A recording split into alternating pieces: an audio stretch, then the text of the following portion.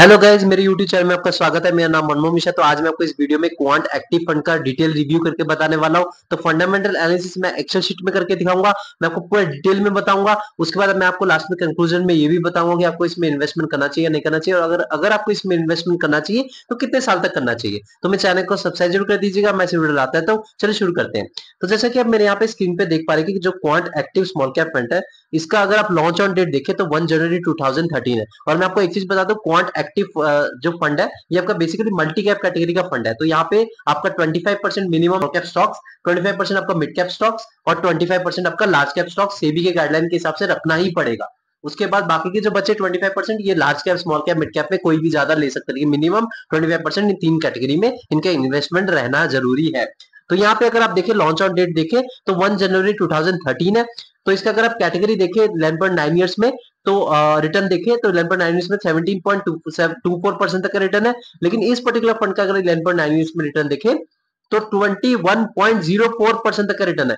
मतलब देख पा रहे हैं कि मतलब इसने अपने जो कैटेगरी को है वो कम से कम 4% के करीब करीब से बीट कर रखा है, जो कि बहुत बड़ा मार्जिन है। बड़े मार्जिन से बीट कर रखा है अपने कैटेगरी को, और 11.9 ईयर्स में। तो यहाँ पे मान लीजिए आपने इसमें इन्वेस्टमेंट किया होता है 10 साल तक कंटिन्यूसली, हर महीने 1000 रुपए तक का जो अमाउंट डिपॉजिट होता है वो 1.2 लाख रुपीज, और 1.2 लाख रुपीज आपका कन्वर्ट होकर बन गया होता है 3.84 लाख रुपीज में। जी हाँ, आप देख पा रहे हैं कि आपका जो पैसा है वो 3 गुना से ज्यादा हो गया है। तो आप 3 गुना के करीब करीब आपका पैसा जो बन गया है, वो भी 10 साल में। तो आप यहाँ से इन्वेस्टमेंट की ताकत समझ पा रहे होंगे। अब मान लीजिए आपने 10 साल तक कंटिन्यूसली हर महीने इन्वेस्टमेंट किया होता गोल्ड में, तो आपका 1.2 लाख रुपीज आपका डिपॉजिट हुआ होता 10 ईयर्स में, और आपका 10 ईयर्स के बाद आपका जो अमाउंट कन्वर्ट होकर बन गया होता 2.14 लाख रुपीज में। जी हाँ, यहाँ पे आपका जो पैसा डबल से भी कम हुआ है। मतलब आपको यहाँ पे देख पा रहे हैं कि जो आप इस पर्टिकुलर फंड में इन्वेस्टमेंट किया होता तो आपका जो पैसा है 3 गुना के करीब करीब हो गया होता।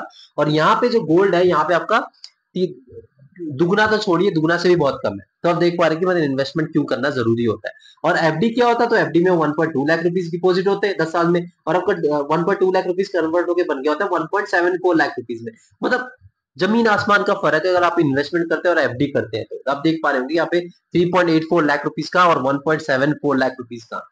तो इसलिए इन्वेस्टमेंट करना बहुत जरूरी होता है। अब यहाँ पे रिटर्न वर्सेस कैटेगरी की बात करें तो रिटर्न डेफिनेटली कैटेगरी से बहुत हाई है। देखिए 4% से बीट कर रखा है, जो कि बहुत बड़ा मार्जिन है देखा जाए। और यहाँ पे रिस्क वर्सेस कैटेगरी की बात करें तो अबव एवरेज। तो रिस्क डेफिनेटली थोड़ा सा आपको ज्यादा देखने को मिलेगा, क्योंकि आपको रिटर्न ज्यादा मिला है अगर आप कैटेगरी की कंपेरिजन करें तो यहाँ पे रिस्क और रिटर्न के रेशियो से हमको पता चले कितना रिस्क ले रखा है और कितना यहाँ पे रिटर्न मिल रखा है। तो यहाँ पे बीटा अगर आप देखें इस पर्टिकुलर फंड का 1.12 है, और कैटेगरी का देखें 0.91 है। मतलब देख पा रहे रिस्क जो है बहुत ही ज्यादा दे रखा है। मैंने आपको हर एक वीडियो में बता रखा है बीटा जो बताता है कि आपका volatility with respect to its benchmark, तो ये 1 से नीचे होना जरूरी होता है, क्योंकि आप वॉलेटिलिटी आपको ज्यादा फेस नहीं करना है। लेकिन यहाँ पे 1 से ज्यादा है, तो 1.12 है, तो डेफिनेटली आप यहाँ पे आपको वॉलेटिलिटी देखने को मिलेगी। इसीलिए आपको रिटर्न थोड़ा ज्यादा कैटेगरी से दे रखा है। तो यहाँ पे एक नेगेटिव फीडबैक दूंगा कि 1 से ज्यादा इसका बीटा है। तो यहाँ पे अगर आप ज्यादा टाइम के लिए वेट करेंगे, मतलब आपका टाइम फ्रेम ज्यादा है और आप बेकार का पैसा लगा रहे हैं, मतलब आपको पैसा बीच में जरूरत नहीं है, तभी आप ऐसे म्यूचुअल फंड में चूज करिए, क्योंकि यहाँ पे आपको वॉलेटिलिटी बहुत ज्यादा देखने को मिलेगी। यहाँ पे स्टैंडर्ड आप बीटा देख पा रहे हैं कि बहुत ज्यादा है। और स्टैंडर्ड डिविएशन की बात करें तो यहाँ पे 18.08 है इस पर्टिकुलर फंड का, और कैटेगरी का 14.56 है। मतलब स्टैंडर्ड डिविएशन भी ज्यादा है। स्टैंडर्ड डिविएशन बेसिकली आपको बताता है कि आपका जो एवरेज रिटर्न है ना, उससे कितना प्लस जा सकता है, उससे कितना माइनस जाता है। तो यहाँ से अगर थोड़ा कम हो तो इसको अच्छा खासा माना जाता है। तो यहाँ पे कैटेगरी से बहुत ज्यादा है। तो यहाँ पे आपको देख पा रहे रिस्क जो है वो एवरेज है, डेफिनेटली कैटेगरी से ज्यादा रिस्क लेके आपको ज्यादा रिटर्न दे रखा है। तो हमें कोई ज्यादा मतलब अलग सोचने की बात नहीं है, रिस्क ज्यादा ले रखा है इसलिए ज्यादा रिटर्न दे रखा है। तो डेफिनेटली मैं आपको बताऊंगा रिटर्न अगर आपको ज्यादा चाहिए तभी आप इस पर्टिकुलर फंड में इन्वेस्टमेंट करेगा, वरना आप रिस्क अगर नहीं ले सकते इस पर्टिकुलर फंड में ना इन्वेस्टमेंट करें, ज्यादा अच्छा है। लेकिन अगर नीचे मैं आपको पूरा डिटेल में बताता हूँ कि अगर आप यहाँ पे इन्वेस्टमेंट करना चाहते हैं तो मिनिमम एसआईपी आप 1000 रुपए से कर सकते हैं, और आप यहाँ पे वन टाइम इन्वेस्टमेंट करना चाहते हैं 5000 रुपए से कर सकते हैं, लमसम कर सकते हैं।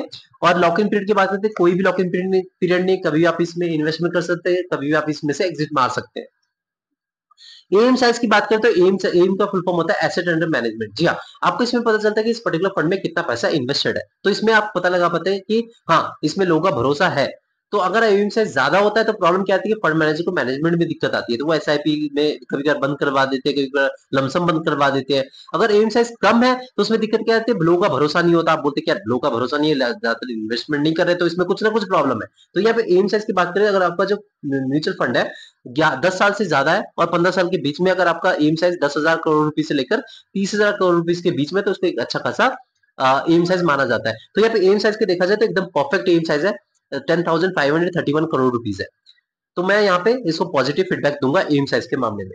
एक्सपेंस रेशियो की बात करें तो 0.58% है, जो कि बहुत बढ़िया एक्सपेंस रेशियो है। देखिए एक्सपेंस रेशियो बेसिकली क्या होता है, आपको फंड मैनेजर को एज ए मैनेजमेंट फीस पे करना पड़ता है, क्योंकि देखिए आप तो दिमाग लगा नहीं रहे, दिमाग लगाने वाला आपका कौन है, फंड मैनेजर। फंड मैनेजर अपना दिमाग लगा के इन्वेस्टमेंट करते हैं, आपको रिटर्न दिलवा रहे हैं, तो उनको एज ए मैनेजमेंट फीस तो देना पड़ेगा। तो यहाँ पे आपका 1% से नीचे होना बहुत जरूरी हो जाता है। तो यहाँ पे 0.58% है, जो कि परफेक्ट एम साइज मैं एक्सपेंस रेशियो को बोलूंगा, क्योंकि मेरा जो क्राइटेरिया सेट करके 0.7% से कम होना चाहिए। तो देखिए 0.9% भी हो, 0.8% भी हो या 1% हो, भाई लॉन्ग रन में ये लाखों करोड़ों का डिफरेंस बन जाते हैं। तो यहाँ पे 0.58% मतलब एक बेस्ट एक्सपेंस रेशियो इसको माना जा सकता है।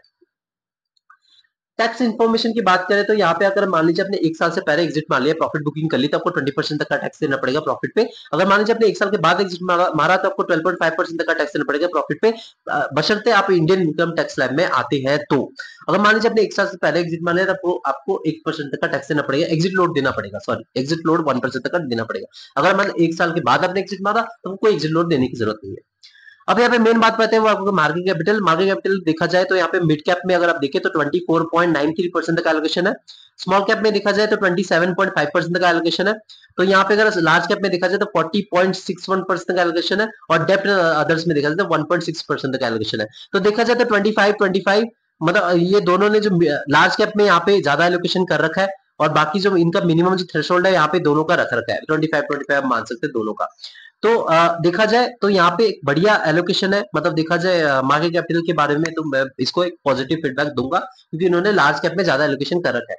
लेकिन फिर भी इन्होंने जो मिड कैप और स्मॉल कैप है 50% तक का एलोकेशन, डेफिनेटली 52-53% का एलोकेशन है, जो कि मिनिमम इसमें कहा गया है, जो कि सेबी की गाइडलाइन के हिसाब से।